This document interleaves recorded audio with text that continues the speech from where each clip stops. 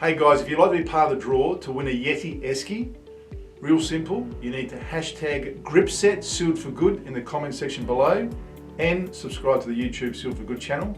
You're going to draw for that Esky plus a whole lot of Gripset product. Good luck.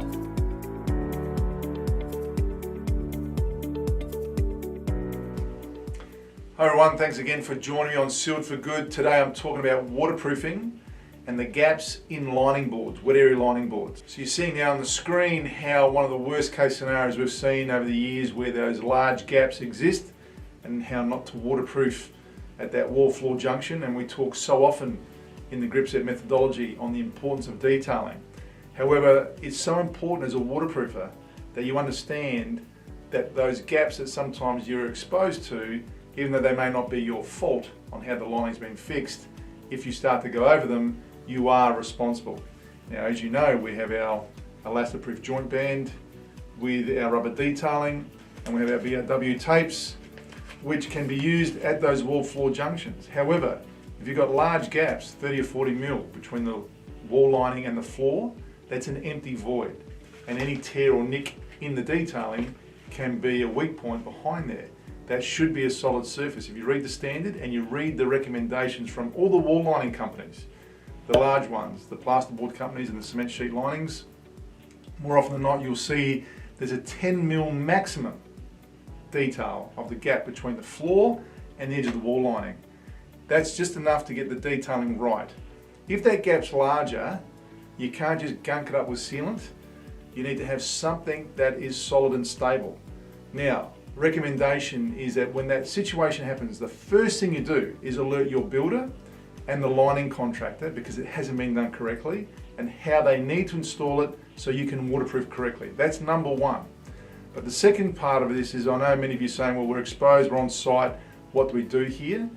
Then you get the lining contractor to come back, or if you're taking on that work yourself, you need to cut at least 100 mil gap of the lining and replace it so you can actually fit a proper plate at that wall floor junction and get that 10 mil gap off the floor, so that you now may have another joint between the wall lining, that's where you've cut, and the piece that you've applied.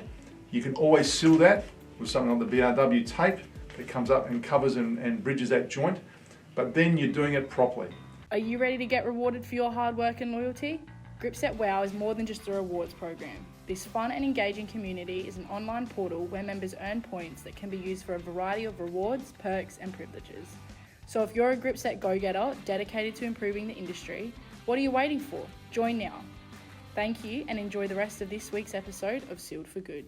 Now, many states have this situation where they have a separate recess in the concrete shower base, and those gaps can be even bigger. And the lazy thing to do is where the lining contractors has a straight line through and then they leave those large gaps. Now in the shower alcove, that is the most important area water's going to sit. And even though you may have a screed that goes in there to cover and bridge that, you still have an empty void if you go and detail that wall floor junction and you've got an empty gap behind that. So my advice is always do it properly. Get that lining in correctly. And the first thing is, as I said earlier, engage your builder. Let them understand what is required. It's real easy. You pull out those manuals from all those manufacturers that sell the wall linings and just show it to them. There's drawings in there, there's details in there, and you never ever see a drawing where there's a stud frame behind there and the lining is 100 mil off the floor or 50 mil off the floor. It always shows that wall lining coming down to the floor at 10 mil gap.